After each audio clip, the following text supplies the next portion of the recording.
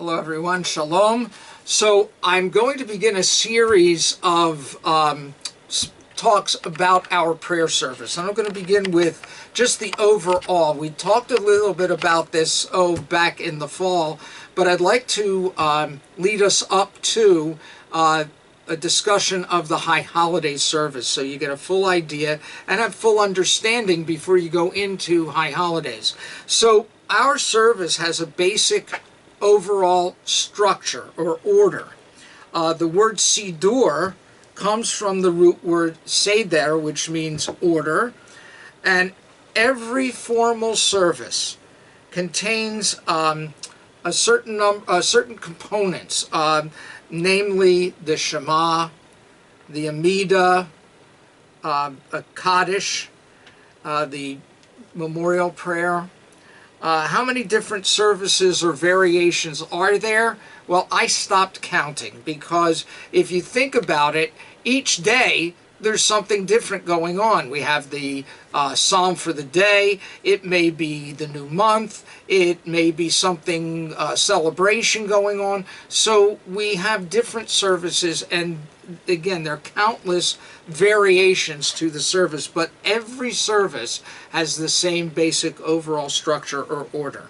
So what we're going to do today is discuss the daily service, regular daily service, and you can see how the Sabbath service, the festival service, high holiday services are really just basically variations of the theme. So today, for instance, Monday, we read from the Torah. So we have the introductory service, which contains psalms of praise, psalms of thanks, prayers of thanks, and then we get into the formal morning service. This begins usually with the Baruch, the praise of God, and then goes into the prayers leading up to the Shema, Deuteronomy chapter 6. And then after that we have a transition going from the prayer, the paragraphs of the Shema, leading into the Amidah, the standing prayer. Traditionally, the standing prayer was called the Shemoneh Esrei, which means 18, because it originally contained 18 blessings. But there were apostates, there were people who rejected the oral law and other beliefs in Judaism who would join the service, and a prayer was added that was basically a prayer to sort of define who was an apostate Jew or someone who didn't believe in Jewish traditions and values, and so this prayer was added to the service. So there's technically 19 blessings in the daily Amidah, which, by the way, is recited 3 times, in the morning, afternoon, and evening.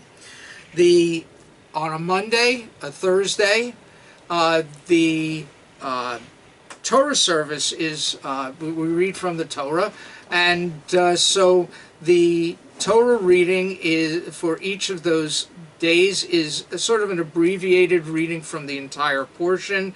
We read basically 3 readings, and then we then continue with the remainder of the morning service, which is sort of a concluding service, which includes Psalm 145, the Ashrei, Psalm 20, and then a prayer, a composed prayer, which consists of a lot of scriptural verses, but it's the Uvalet Sion. We express our belief in the Messianic age, in the world to come. Excuse me. And then we conclude with the Kaddish Shalem, the full Kaddish. This is to borrow a Christian term, a doxology, a praise of God. We then recite the Aleinu prayer, which again is a praise of God and a prayer also for the coming of the Messianic age. And then we recite a mourner's Kaddish, so those who are mourning, those who are maybe observing the anniversary or call a Yortzeit, they we'll recite the Kaddish, and then we recite the prayer for the day. As I mentioned, each day has a different prayer for the day. So today we recited the Psalm for Monday.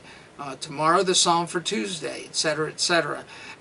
Each of those chosen from the Psalms to represent the idea of the day. After that, we recite once again the Mourner's Kaddish. Some people add additional Psalms like Psalm 121 for various reasons. Each congregation has their own tradition regarding that.